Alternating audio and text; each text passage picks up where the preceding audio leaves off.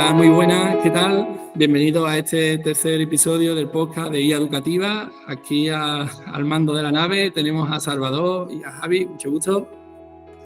Mucho gusto, buenos días. Hola, y hoy tenemos una entrevista muy especial porque además acaban de publicar, o hace poco publicaron un libro sobre IA, Amaya Arroyo y Egoy de la Iglesia. ¿Qué tal, Amaya, Egoy? ¿Cómo estáis? Hola, ¿qué tal? Buenos días. Bueno, pues de verdad, agradeceros la oportunidad de charlar un ratito con ustedes, de conoceros un poquito más y conocer vuestros proyectos, lo que traéis entre manos, que seguro que nos va a abrir muchas vías de investigación y de futuras publicaciones en Guía Educativa, seguro. Si os parece, vamos a empezar por el principio. ¿Quién es Amaya Arroyo y Egoy de la Iglesia? ¿Quieres empezar? Vale. Vale, bueno, pues lo primero, gracias por invitarnos a vuestro programa. Y bueno, pues brevemente, yo soy de formación doctor en filosofía. He sido docente de secundaria durante bastantes años, unos 8 o 9 años, y ahora desde hace 3 años estoy aquí en la Universidad de Mondragón, en el grupo de investigación, entre otras muchas cosas, de STEM y digitalización. Y bueno, y en el último año y medio, pues Amaya y yo hemos hecho, ¿no?, un recorrido, estamos haciendo un recorrido, ¿no?, en todos estos temas relacionados con más generales igual, ¿no?, de digitalización y educación. Y ahora igual centrándonos un poco también en el tema de la inteligencia artificial, que nosotros lo entendemos como una parte, ¿no?, de la tecnología digital y bueno, y ahí estamos ahora profundizando y trabajando en lo que respecta a este tema. Luego en otras muchas historias, pero bueno, que ya son de otros ámbitos igual.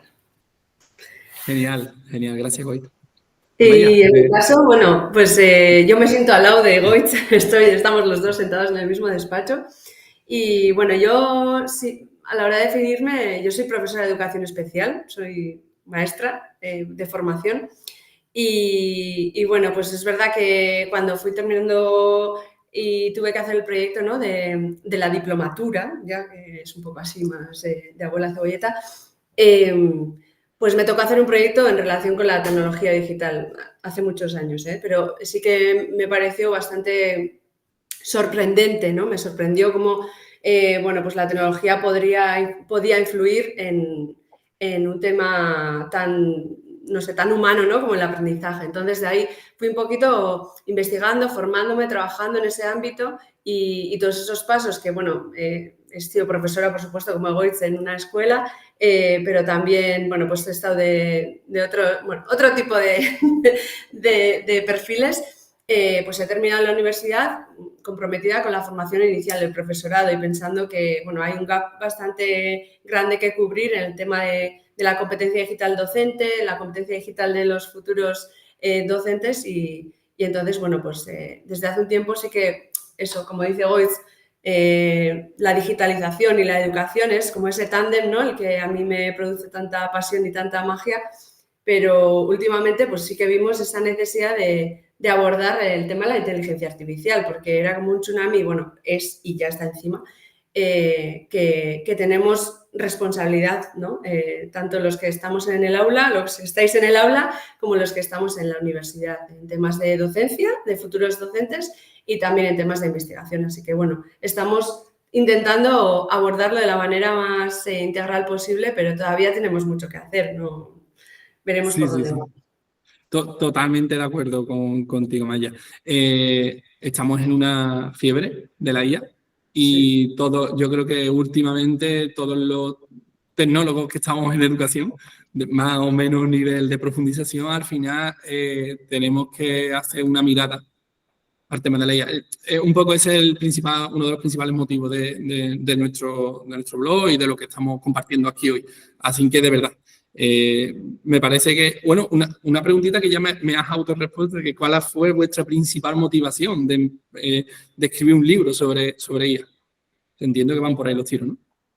Sí, a ver, en mi caso, y bueno, como coordinadora, ¿no? Que de este libro colaborativo al que, bueno, todo el mundo dice, ¡ay, tu libro! No, no, no es mi libro, es el libro de todos, ¿no? Me ha tocado un poco maestra de orquesta, pero sí que en mi caso, luego dirá, ¿no? Pero en mi caso yo coordino la mención de innovación digital del grado de educación primaria que en la Universidad de Mondragón, en la Facultad de Humanidades y Ciencias de la Educación.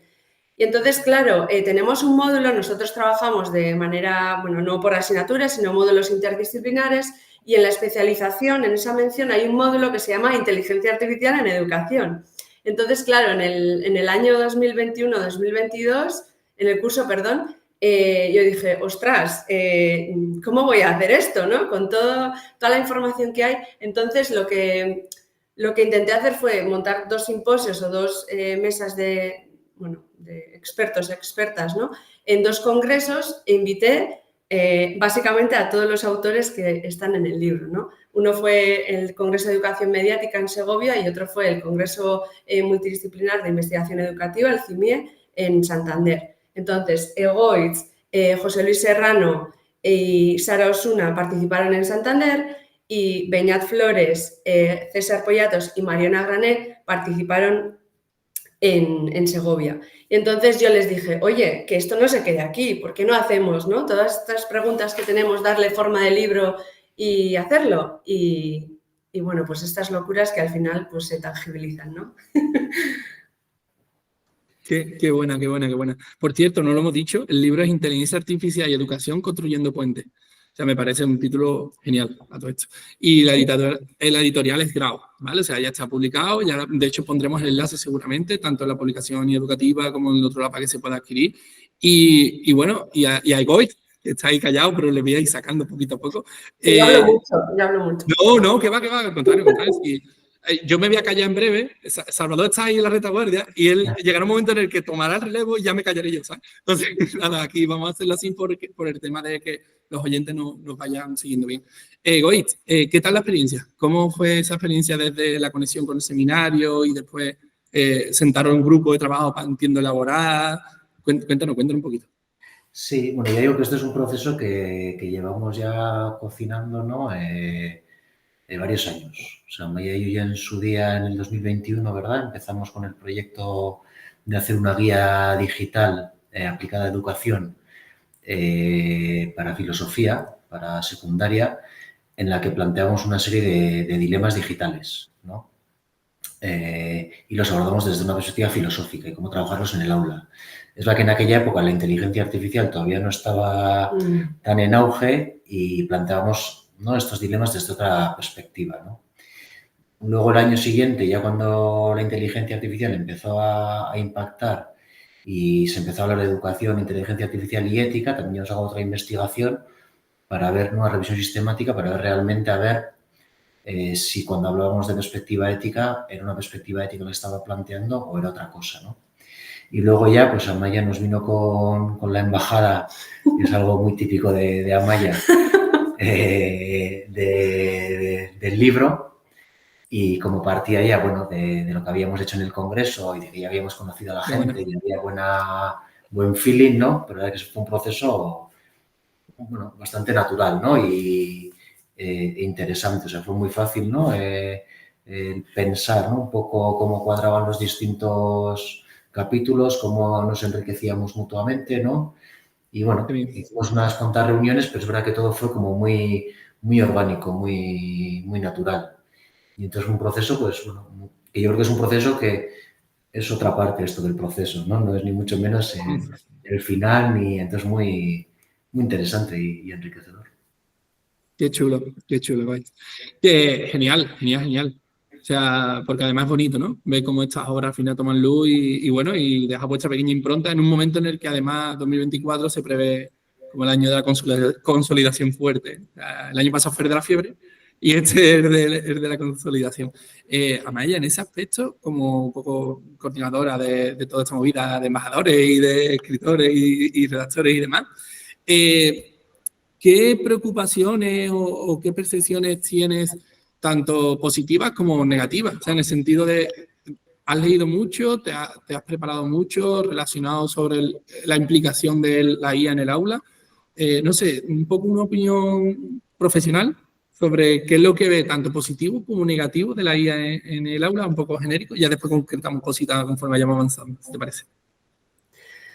Sí, pues a ver, yo creo que es importante, mira, igual suena un poco banal, pero precisamente posicionarnos así, en positivo y negativo, ¿no? O sea, tener una perspectiva más amplia que no pues la tecnofilia o la tecnofobia, ¿no? O sea, quiero decir, es importante en estos días de tanta información, de tanta oleada, de tanto hype, ¿no?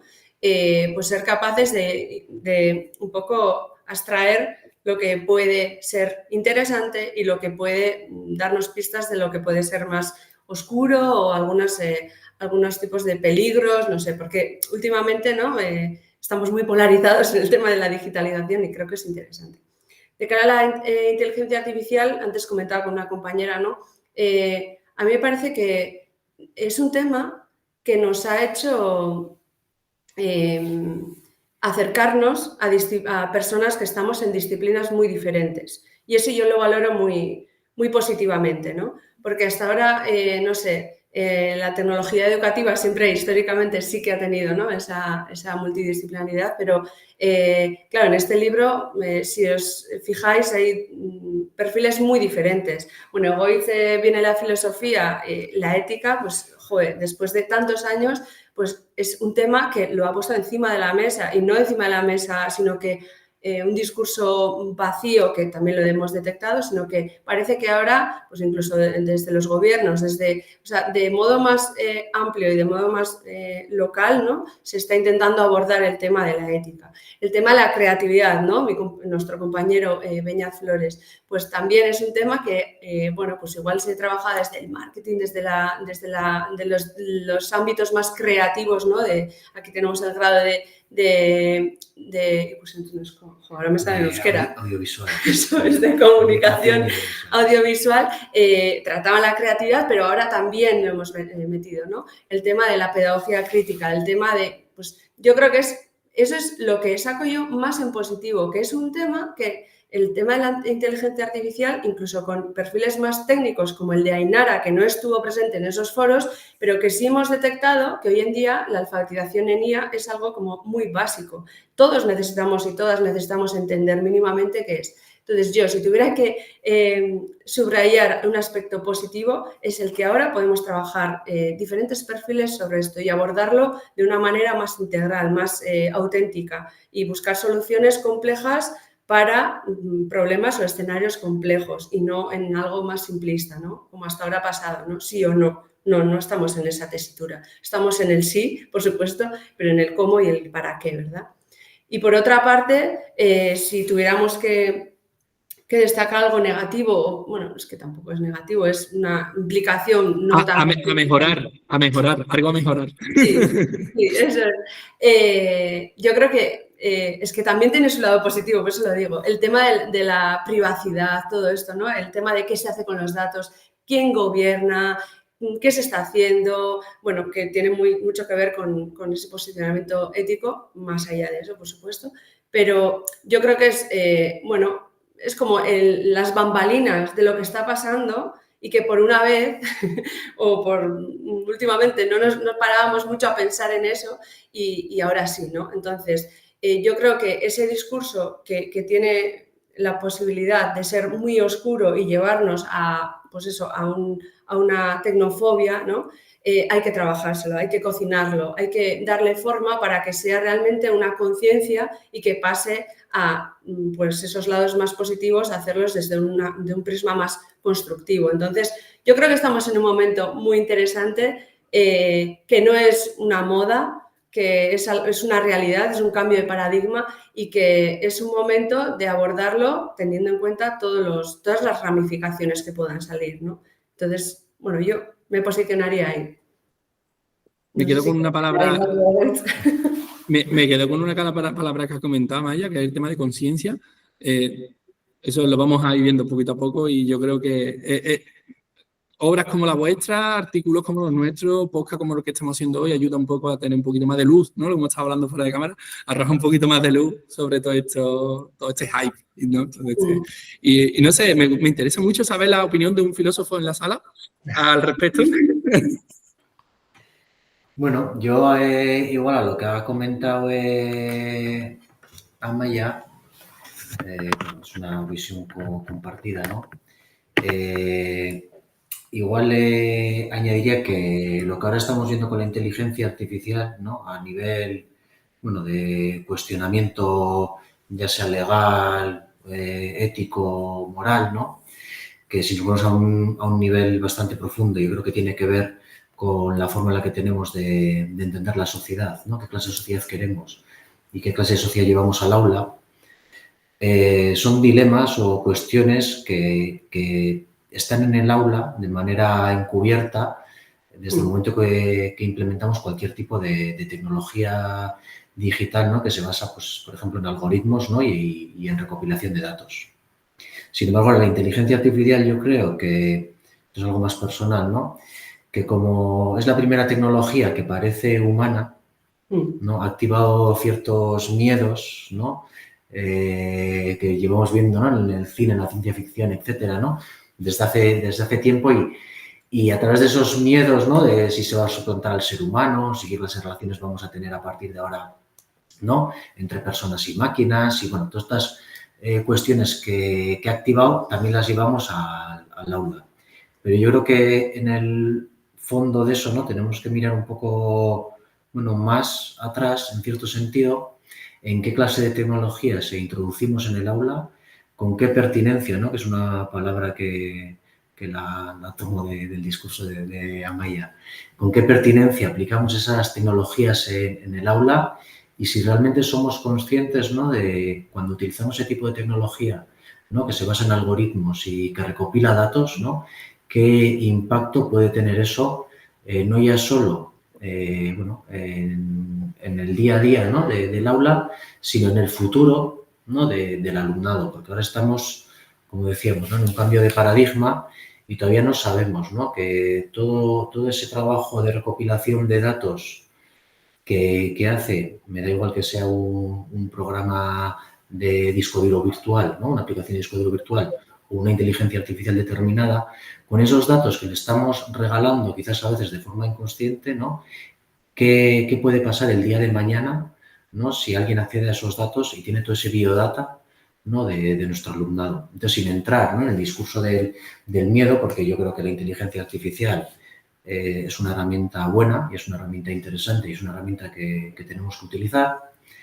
Sin embargo, hay que hacerlo de manera crítica, ¿no? Y sobre todo crítica con todas esas, ¿no? Big Tech, ¿no? Que hablábamos antes, ¿no? Que están detrás de estas herramientas y con todos esos datos, ¿no? Que van a esos, bueno, a esos pozos, ¿no? Negros o cajas negras, ¿no? Que no sabemos qué están recopilando, cómo están recopilando ni qué pasa, ¿no? Entonces, yo creo que lo primero que hay que dilucidarnos es esa cuestión y a partir de ahí empezar a implementar, a diseñar y a pensar en cómo utilizar la IA de la mejor manera posible.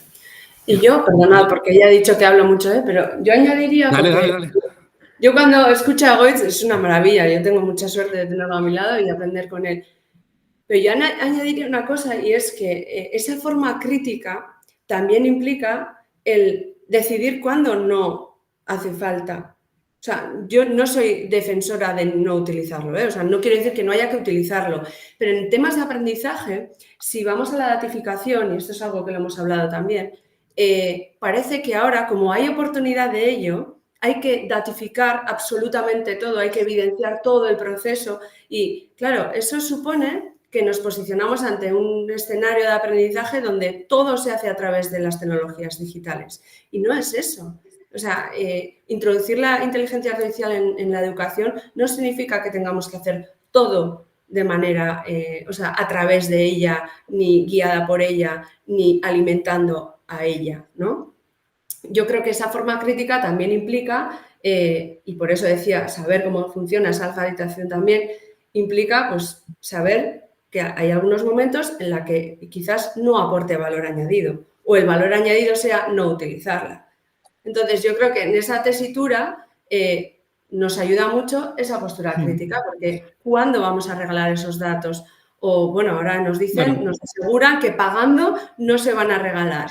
Bueno, mira, también es ¿no? Con el módulo de compliance y no sé qué. Entonces, yo creo que es importante que tener una postura crítica de la integración de la IA en la educación significa también decidir cuándo, para qué también, pero cuándo nos va a aportar un valor añadido al aprendizaje, porque al final el foco no es utilizar la tecnología, no es introducir la IA, es el aprendizaje y el desarrollo de nuestro alumnado. Entonces, que no se nos olvide que todo lo que nos va a mover va a ser eso y no introducir las tecnologías. No estamos volviendo a ese posicionamiento tecnófilo, por muy crítico que sea, ¿no? No, al contrario. De hecho, en la anterior entrevista que tuvimos con Jorge Carbo, nos dijo una cosa que que me dejó ahí un poco pensando, que fue que esta tecnología es muy nueva. Es que a esto que nos estamos enfrentando y que se están enfrentando nuestros alumnos, porque ChatGPT es gratis, usted entra, te registra y lo usa. Y quien dice ChatGPT dice Copilot, dice cualquier Coral, dice cualquier otro tipo de IA. Se ha popularizado de repente. Entonces estamos en un momento de, vale, primero vamos a usarlo, lo que tú dices, vamos a aprender, vamos a ver qué opciones tiene, pero también vamos a identificar qué riesgo puede traernos, ya a nosotros tanto como docentes, sino más a nuestro alumnado, ¿no? Eso forma parte de nuestro proceso de aprendizaje y de crecimiento como profesional, ¿no? O sea, en ese aspecto totalmente de acuerdo con ustedes. De hecho, algunos artículos nuestros van mucho en la forma de repensar lo que os comentaba fuera de cámara, el tema de la revolución que comentaba Luis, que tiene sus aspectos y que hay que trabajarlo y que a veces lo que hace falta es tiempo para que se termine de asentar las cosas pero siempre con una actitud crítica. O sea, totalmente de acuerdo con lo que habéis comentado los dos, porque creo que en esa es la línea. Otro detallito de última hora, como sabéis, hace poco, la semana pasada, se publicó ChatGPT 4o, ¿vale? Bueno, pues lo que han hecho es liberar ChatGPT 4. ¿Qué significa? Los usuarios de la versión gratuita ahora van a tener una guía más potente todavía, gratis, ¿vale? ¿Qué pasa? Que con estos movimientos, lo que están haciendo los de OpenAI, que lo están haciendo muy bien y son referentes y nos están poniendo en todas las hype, con todo esto, con todo lo que hay detrás, ¿vale? Están adquiriendo más información de sus usuarios gratuitos para entrenar futuros modelos. O sea, ¿cómo? Muy fácil, tú generas un prompt y si le dices que está bien o que está ok, ya está teniendo una validación por refuerzo. Por lo tanto, cuanto más se usa la herramienta, más se mejoran los futuros modelos. Y eso es un detalle que comentaba antes Goit, que no sabemos conscientemente que se hace, porque si no lo explican, si no te enteras a través de haber escuchado podcasts como el de IA Educativa o como otros podcasts que hay muy buenos del test de Turing, hay otros compañeros que lo están haciendo una tarea divulgadora a ustedes, que lo están escribiendo los libros. O sea, si no mostramos un poquito de interés por estas cosas, y ya no hablamos de sesgo, porque si no nos quedamos aquí en toda la entrevista. Entonces, si os parece, yo ya me callo, le paso la bola a Salvador, te dejo con todo el mando de la entrevista y de verdad, para mí ha sido un placer estar un ratito aquí con ustedes. Encantado. Nos veremos pronto. Gracias. Muchas gracias, Javi. igualmente. Bueno, muchas gracias, Javi. Tomo la palabra y continuamos, ¿vale? Amaya y Egoy, como expertos que sois en educación e inteligencia artificial, me gustaría saber vuestra opinión sobre qué conceptos importantes consideráis esenciales para que el profesorado comprenda la inteligencia artificial y la sepa aplicar en las aulas. Bueno, yo voy a hacer un apunte aquí porque la palabra experto o experta lo llevo un poquito mal y además creo que hoy en día expertos en inteligencia artificial en educación, pues yo diría que hay pocos porque el recorrido es corto, ¿no? O por lo menos todavía tiene margen. Entonces, en euskera hay una palabra que en euskera aditu es experto o experta, no tenemos género en ese sentido. Y luego aritu, que se cambia una letra solo, es la persona que está en ello, ¿no? Entonces, bueno, nosotros cambiamos a esa persona que está en ello y no tanto a la persona referente o de experta. Yo, a ver, para responder a esta pregunta, entiendo que está ligada al capítulo que ha escrito Ainara Bilbao Eraña, que es nuestra compañera y nos ayuda muchísimo. Ella es ingeniera y tiene ese punto de vista más técnico, ¿verdad? Entonces, bueno, en este trío que formamos, sí que ella nos da ese punto de vista de tenemos que saber cómo funciona la tecnología, ¿no? Y en este sentido, fijaos que me voy a desviar un poquito, pero no tanto, Porque creo que el pensamiento computacional, y es algo que se lleva diciendo muchísimo tiempo, pero el pensamiento computacional nos ayuda muchísimo. Entonces, esas fases, ¿no?, en las que pues, entendemos qué es un algoritmo, qué es abstracción, qué es descomposición, qué es, ¿no?, todo eso nos va a ayudar a entender que una tecnología como la inteligencia artificial o cualquier aplicación basada en inteligencia artificial se puede cartografiar de alguna manera. ¿Qué pasa? Y es lo que decía Goethe antes de las cajas negras, que claro, son empresas y bueno, en el algoritmo pues no hay esa transparencia, ¿no? Nosotros no somos técnicos y yo me quedaría en esa necesidad de trabajar el pensamiento computacional para luego entender, ¿no?, las bases de un sistema de inteligencia artificial. Pero sí que eso nos lleva, y yo creo que es lo más interesante, a pensar en esa falta de transparencia que hay en este tipo de herramientas, ¿no? ¿O cómo lo ves tú? Sí, y en ese sentido creo que también es importante entender el concepto ¿no?, de redes neuronales, ¿no?, que son el andamiaje, ¿no?, que utiliza la inteligencia artificial, ¿no?, para coger los inputs, ¿no?, trabajarlos y dar el output, ¿no? Y que a día de hoy, ¿no?, debido a la complejidad que tienen estos sistemas, ni siquiera las personas que los diseñan son capaces de prever, ¿no?, las respuestas que puede dar, ¿no?, la inteligencia artificial. Entonces, que son modelos de lenguaje tan sofisticados que ni siquiera las personas que los diseñan saben realmente cómo va a reaccionar, ¿no?, a la información que se le da o a las preguntas que se le hagan. Se sorprenden. Sí, se sorprenden y aparte que puede generar muchas cuestiones, ¿no?, que ya hemos visto, ¿no?, pues de sesgos, de respuestas racistas, machistas, xenófobas, ¿no?, o directamente, sin ser tan problemáticas, falsas o erróneas, ¿no?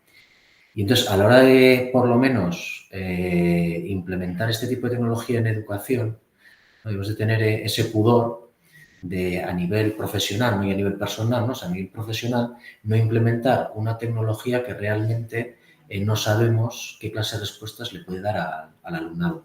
Y ser conscientes de eso, de que estos modelos de lenguaje tan sofisticados, pues a día de hoy conllevan esa problemática por diseño. Quiero decir, no es algo que se pueda evitar porque, lo dicho, ¿no?, este sistema de redes neuronales es tan complejo que ni siquiera quienes las diseñan son capaces de prever, ¿no?, el tipo de respuestas que puede dar. Cuando, sin embargo, sí hay otros modelos, ¿no?, de inteligencia artificial más básicos, que dan respuestas más básicas, pero que no se basan en este tipo de sistemas de redes neuronales, en los cuales sí se puede prever, ¿no?, el tipo de respuestas que va a dar, ¿no?, y que en contextos educativos, sobre todo y quizás, ¿no?, en edades más tempranas, serían unos modelos de inteligencia artificial más básicos, pero más seguros, ¿no?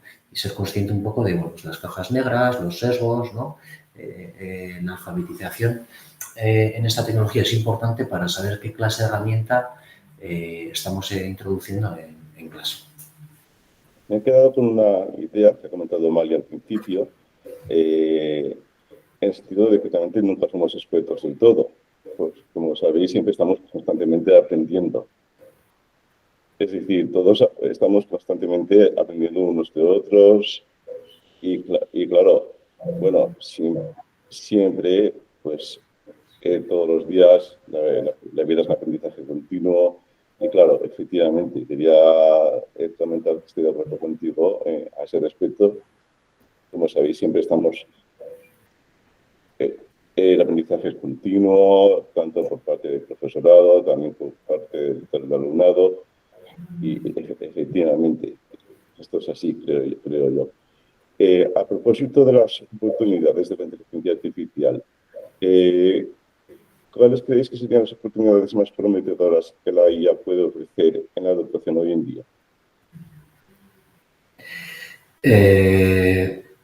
Yo la verdad es que estos trabajos de prospectiva, ¿no?, en inteligencia artificial me resulta complejo, ¿no? A día de hoy es verdad que ofrece muchas oportunidades, ¿no?, que son sabidas, ¿no?, por la gente. Bueno, cuando andamos un poco en estas cosas ya sabemos, ¿no?, pues el tema de la evaluación, la personalización, ¿no?, el seguimiento del alumnado, ¿no?, el crear plantillas para trabajar en clase, situaciones de aprendizaje, etcétera, ¿no? Entonces, oportunidades muchas y seguramente seguir ofreciendo muchas más, ¿no? Yo, sin embargo, ¿no? Repito, y es un poco como la carraca que se repite, que lo que tenemos que ver es, ¿no? De lo que hablábamos antes, ¿no? Si estas oportunidades que ofrece, primero, son, ¿no? Éticamente coherentes, ¿no? Con el marco educativo que promovemos, ya sea como centro educativo, como universidad o como profesor o profesora, y que sean lo que decía antes Amaya, ¿no? Pedagógicamente pertinentes, es decir, las utilizo porque mejoran el proceso de enseñanza-aprendizaje, vale. Soy consciente de cómo las utilizo y qué consecuencias tienen, vale. Me responsabilizo de las consecuencias que tiene nuestra tecnología, de acuerdo. Entonces, todas esas oportunidades, pues bueno, están, ¿no? Dentro de un marco coherente, ¿no? y sostenible. Entonces, pues ya cada docente, ¿no? Decidirá cuál se adecua mejor a sus necesidades, pero oportunidades ahora mismo yo creo que yo no soy capaz además de las que ya conocemos, ¿no? de decir nada nuevo porque es algo que está en cambio constante. ¿Qué nos puedes decir, Amaya, a este respecto? Pues yo, por supuesto, me parece vital eso de encajar, ¿no? Todas las posibilidades que nos ofrezca en ese marco nuestro, ya sea propio o lo que ha comentado Goitz, ¿no? Totalmente de acuerdo. Yo creo que la oportunidad que tenemos es de tener un asistente. Yo la otra vez escuchaba, a veces voy en el coche y escucho podcasts sobre este tema o mesas redondas o lo que sea. Y la otra vez escuché una y decía, yo siempre me falta tiempo, ¿no? Y necesitaría un asistente, ¿no? Hablando así como un becario, una persona becaria o que me asista en algunas tareas. Claro, eso es lo que tenemos, ¿no? Eso es lo que tenemos. Tenemos un compañero, compañere de viaje en el cual pues, podemos volcar las tareas que nosotros o nosotras consideremos que estamos más flojos o que no nos apetece tanto hacer. Entonces, claro, cuando la gente dice, no, es que esto que hace es lo mejor, el diseño de situaciones de aprendizaje es la mejor oportunidad que nos ofrece la inteligencia artificial. Depende de cuál sea mi perfil y cuáles sean mis posibilidades. Claro, si yo soy una persona que con el diseño disfruto y se me da súper bien, pues quizás tenga que explotar ese asistente para esas otras tareas que me cuestan más. Entonces, aquí se trata de economizar esfuerzos, ¿no? Yo siempre digo lo mismo en todas las reuniones. Y aquí también, entonces, hay que hacer un uso inteligente, un uso creativo y entendiendo todas las posibilidades que me ofrece, yo tengo que tomar decisiones. Y eso, fijaos, esto es precisamente lo que tenemos que enseñar a nuestro alumnado a hacer. No es que te haga todo, no es que de repente, y es en el punto que estamos, yo creo en el cambio cualitativo, el salto cualitativo que tenemos que hacer. Claro que te puede hacer los trabajos, ¿no? Por supuesto, como docente y como aprendiz. Te puede hacer el trabajo que te manda el profe o te puede hacer el trabajo que te manda tu jefe, ¿no? O tu jefa. Pero si aquí se trata de crecer como persona, como profesional, como aprendiz, ¿no? Como lo que sea, como ciudadana, lo que sea, tienes que considerar cuándo esto te va a aportar un valor añadido y cuándo va a suponer vamos a decir, una ayuda innecesaria. Y aquí me voy a Montessori, fijaos, me voy a ir a Montessori porque Montessori defendía cualquier ayuda innecesaria es un obstáculo para el aprendizaje. O sea, aquí estamos en lo mismo. Entonces, que funcione la inteligencia artificial como codiseñadora, ¿no? O como ayudante de tareas burocráticas, como ayudante para la evaluación, para el seguimiento de los estudiantes, para lo que sea. Claro, por supuesto. Entonces, ¿qué quiere? ¿En qué queremos que nos asista? ¿En qué estamos más flojas? ¿Y en qué nos va a aportar valor? Yo creo que ahí está el cambio cualitativo. Claro, o sea, te estoy escuchando y me viene a la cabeza que ayer mismo en un seminario que yo coordino en mi centro educativo de inteligencia artificial, precisamente llegamos también a esa conclusión, ¿no? Es decir, vale, la inteligencia artificial está ahí como un asistente, como una herramienta que nos puede ayudar a diseñar situaciones de aprendizaje a los profesores, y por otro lado, a los alumnos les puede ayudar incluso a redactar redacciones. Pero ahí viene otro tema. Es decir, ¿hasta qué punto podemos dejar que un alumno nos envíe una redacción redactada por la inteligencia artificial? Claro, no, y ahí en ese punto estamos, en concienciar al alumnado de que esto es un asistente y que no puede obstaculizar su aprendizaje.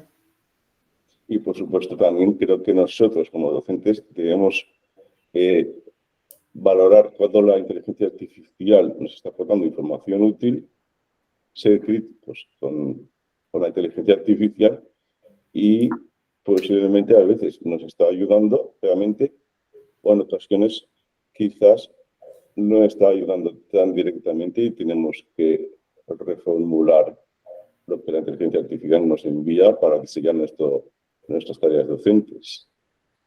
Sí, reformular y acompañar.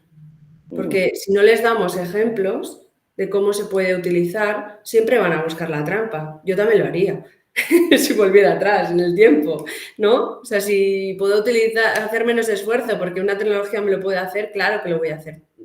Llevamos siglos haciendo eso, pero tenemos que acompañarles para que puedan tomar esas decisiones. Yo creo que ahí está el punto y que todavía no hemos llegado ahí.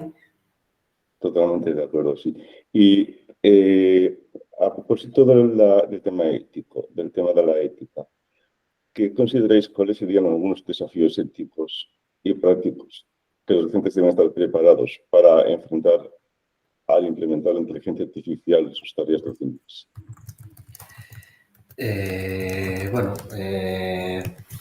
Los dilemas o las grandes cuestiones, ¿no?, éticas que plantea la inteligencia artificial, esos están recogidos, ¿no? Comentaba antes Amaya, ¿no?, los grandes marcos que está llevando a cabo la Unión Europea, la UNESCO, etcétera, ¿no? Tenemos ya más o menos recogido, ¿no?, esos grandes dilemas, pues como son todo el tema de los sesgos, ¿no?, los sesgos cómo pueden afectar, ¿no?, a la percepción de la realidad del alumnado, el algoritmo, ¿no?, que en cierta manera también crea lo que se llama un filtro burbuja, ¿no?, y entonces limita mucho la capacidad de ver la complejidad y la diversidad, ¿no?, que hay en la realidad por parte del alumnado, generando pues cada vez una sociedad, ¿no?, más enfrentada, ¿no?, y más de extremos. Luego todo el tema de la recogida de datos, que ya hemos hablado, ¿no?, y todo eso es lo que puede suponer respecto a vulnerabilidades, ¿no?, de derechos fundamentales. El tema de la sostenibilidad, ¿no?, porque la inteligencia artificial supone un consumo muy elevado de recursos y eso es algo que también hay que enfrentar. Entonces, estos serían como los grandes dilemas, ¿no?, a los que se plantea, en general, la inteligencia artificial, ¿no? Yo creo que aquí el problema es que planteamos estos dilemas al profesorado, ¿no?, al usuario, a la usuaria, ¿no?, al alumnado, a los profesores por las que utilizan esta tecnología, a la persona que utiliza esta tecnología en casa, y no se les plantean estas cuestiones a las grandes corporaciones que son las que crean esta tecnología y la ponen al alcance de todo el mundo, como has comentado tú antes, ¿no, Salvador? Claramente con fines personales, ¿no?, comerciales, ¿no?, de mejorar la herramienta, de recopilar datos para luego poder venderlos, etcétera. Y parece que la responsabilidad recae siempre sobre el usuario o la usuaria y no sobre las grandes corporaciones, ¿no?, que son las que están generando esta tecnología. Entonces yo creo que realmente el reto al que se plantea, el reto ético que se plantea, ¿no?, el educador o la educadora de turno, ¿no?, que quiere utilizar inteligencia artificial o cualquier otra herramienta digital en el aula, yo creo que es el siguiente, ¿no?, y es el que he planteado al principio de la entrevista, ¿no? Es ¿qué modelo de sociedad, ¿no?, estoy promoviendo yo en clase? ¿Qué valores estoy promoviendo en clase? Si estoy promoviendo una sociedad basada, ¿no?, en la competitividad, el consumo, la innovación, no tengo por qué preocuparme de utilizar inteligencia artificial porque es totalmente coherente, ¿no?, la filosofía o la forma de entender que hay de la sociedad de estas grandes empresas tecnológicas, de la mía, si es una mentalidad, pues eso, cooperativista, consumista, ¿no?, capitalista, etcétera.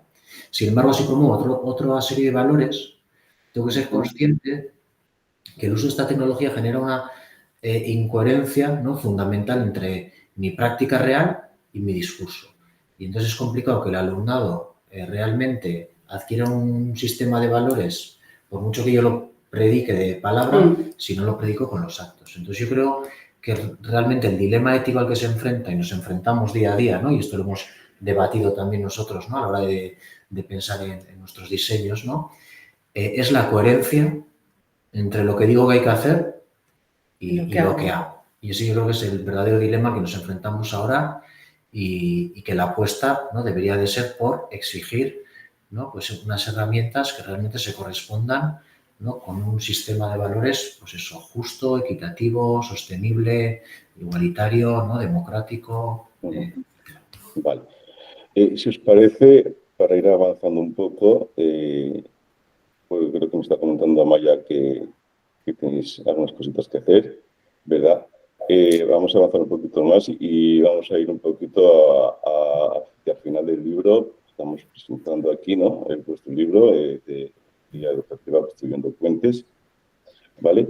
Entonces, después de vuestra experiencia como coordinadores, tras todas las investigaciones que se han publicado en vuestro libro, ¿qué futuro podríais ver para la relación entre la IA y la educación? ¿Y por qué consideráis que es relevante seguir este diálogo?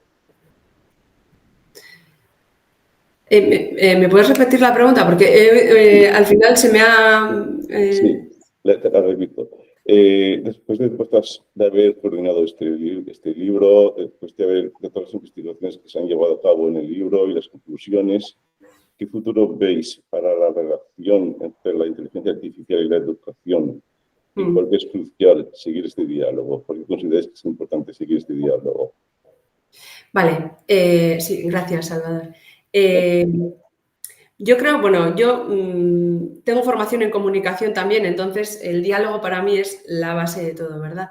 Pero yo creo que fundamentalmente no podemos darle la espalda a este tema. Eso para empezar. Porque como educadores y educadoras a todos los niveles tenemos una responsabilidad social con este tema. Y va en la línea de lo que dice Goethe. O sea, si queremos promover una sociedad con determinados valores, todas las decisiones que tomamos, sean tecnológicas, sean pedagógicas, sean, me da igual de qué ámbito, tienen que ir alineadas. Entonces, en ese sentido, esto también nos incumbe y yo creo que es la base.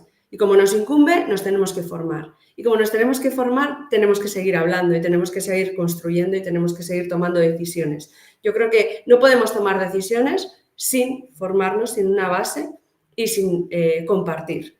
Y compartir es, pues, desde opiniones, como lo estamos haciendo aquí, hasta proyectos en los cuales ya haya una implicación mayor y unos resultados, y también redes que nos permitan hacer y tomar esas decisiones. Y esas redes no pueden ser solo con personas, entre comillas, francotiradoras, ni tampoco con escuelas solo. Tiene que ser una respuesta comunitaria a esto. Y aquí pues meto en el saco a todas las administraciones, a los gobiernos. Entonces, todo esto no se y voy a ser un poco extremista, pero no se arreglan con informes.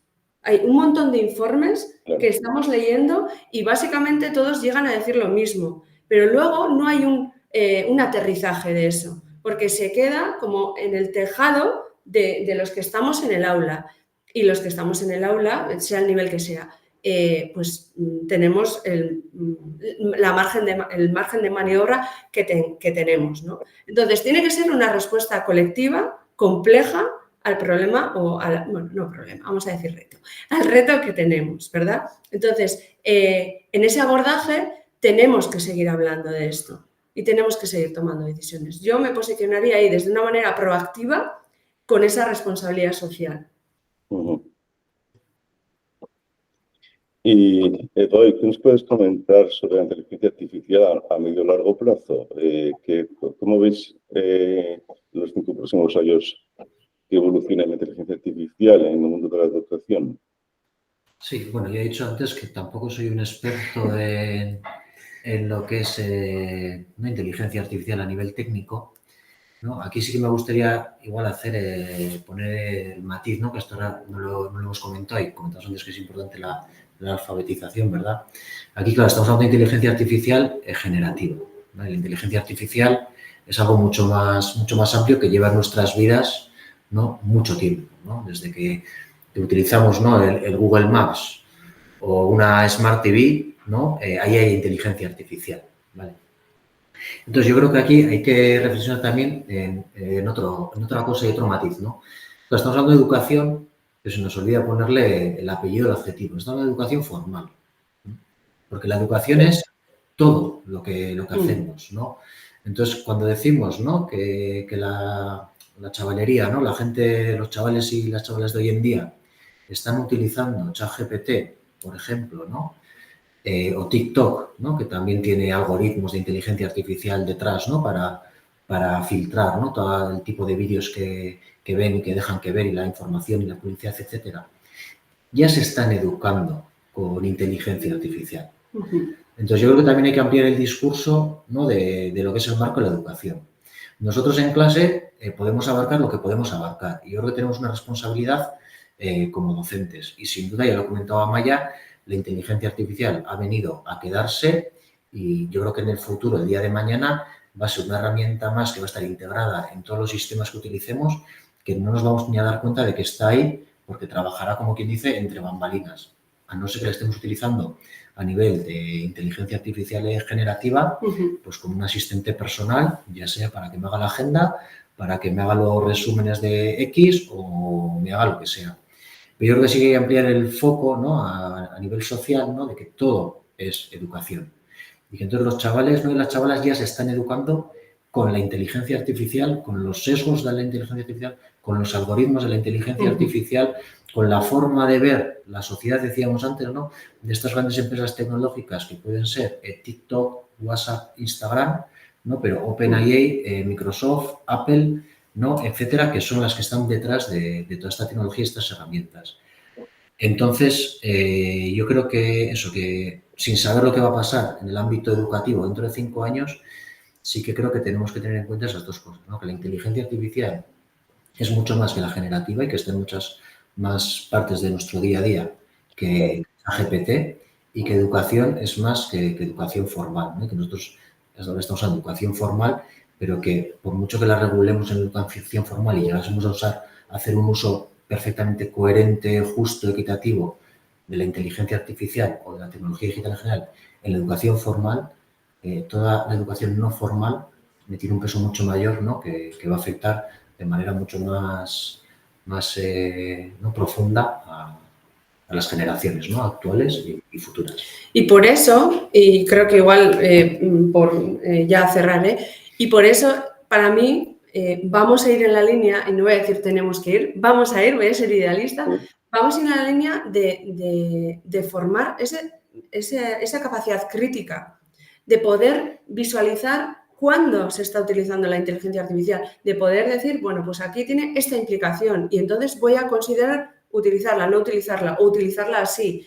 Entonces, yo creo que vamos a ir a la línea de usuarias más conscientes, más críticas y por lo menos desde la educación creo que la apuesta va a ser esa. Otra cosa es que va a haber líneas que no podamos manejar, pero desde luego yo creo que la apuesta va a ir por ahí. Sí, estoy totalmente de acuerdo contigo que debe ser así. Y ya una última pregunta y cerramos la entrevista. ¿A quién invitaríais a un próximo podcast para hablar de IA educativa? Yo invitaría a cualquier otra autora del libro, ¿no? Porque ya que han estado con nosotros, sí. no sé. Nosotros verdad que son compañeros, ¿no? Y compañeras aquí de la Universidad de Mondragón, ¿no? Ainara Bilbao y Beñat Flores. Tiene un discurso muy, muy interesante, porque es verdad bueno, que hay gente que igual nos atrevemos más a hablar en educación sobre estos aspectos pedagógicos, ¿no? de la inteligencia artificial, pero los aspectos técnicos, ¿no? que pueda aportar en este caso Ainara Bilbao y los aspectos relacionados con la creatividad, ¿no? que puede aportar el compañero Beñat Flores, yo creo que es una perspectiva, bueno, enriquecedora e importante, porque muchas veces, y yo el primero, ¿no? como educador, sí que noto que tengo esa carencia, ¿no? de ese conocimiento técnico y ese conocimiento más, bueno, desde una perspectiva más creativa, ¿no? de estas herramientas o tecnologías.